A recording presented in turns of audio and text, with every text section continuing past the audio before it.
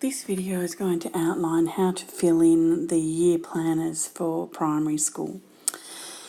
All of the year planners, apart from kindy, are set out exactly the same with 4 columns. The first column has the units of work that need to be covered each year. So for example, in this one, year 1, because there are 12 units in a year, there are the 12 units listed to the side.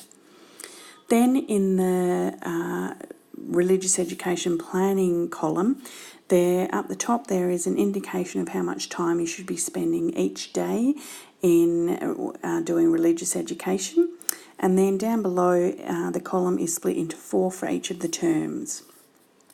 The idea is that you would have a look at the units of work and move them into, or copy them into, the second column in whatever term you're planning to do them in. So for example, I would always start putting a special holy time, Lent and Easter, in term 1 towards the end. And I'd copy and paste, prepare the Advent and Christmas unit to the last thing in term 4. After putting Advent and Lent in, I would then go through and find out when my school has planned sacrament to prepare the students for sacraments in the older years or in the throughout the school, and I would use those units when that is happening in the school, so that everyone through the school is learning, talking about the same language, that sort of thing. So for example, if I know my school in term 2 is when First Holy Communion is, I might do on this one Growing and Changing, which is the Eucharist unit in term 2 as well, so that the brothers and sisters, the families, are talking about the same sort of thing when they go home. After putting in the sacraments, then I would go through and put them through in any order you like. So for example, in junior primary, I would always start the year with something like I Am Special or one about their families, and pop that in first. And then I just make sure I've got all of them into each term so that I know what I'm teaching each term. That's the beauty of these year planners, that then you don't need to, once you've finished your unit of work, you don't have to scrounge around and think, oh, what am I teaching next? You've got it there. The third column is planning for catechesis, and this is where you write down the catechesis that you're going to provide opportunities for to your students. So in that column is where you might put the class masses if you have them. You might put the Ash Wednesday Mass. You might pop in the feast day, your school's feast day Mass.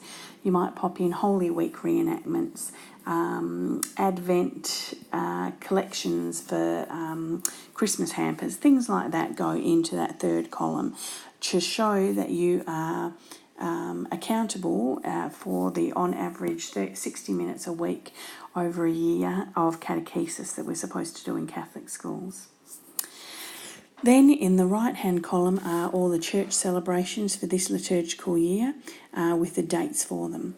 Now there are quite a few of them there, and so I would encourage you to find out which ones are celebrated in your school and highlight those, as well as the ones that are important in your school and important to every Catholic.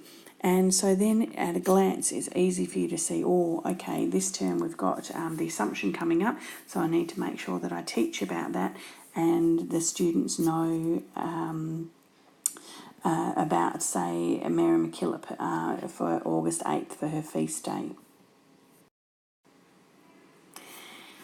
As you can see here, the pre-primary planner is exactly the same as the year 1 one that we just looked at, and all the other primary ones, apart from in the pre-primary one, I've added in red the links to the Let the Little Children Come to Me, which is the kindy document, because there are lots of great ideas in there that you might like to use in your pre-primary or perhaps even in your year 1 classroom.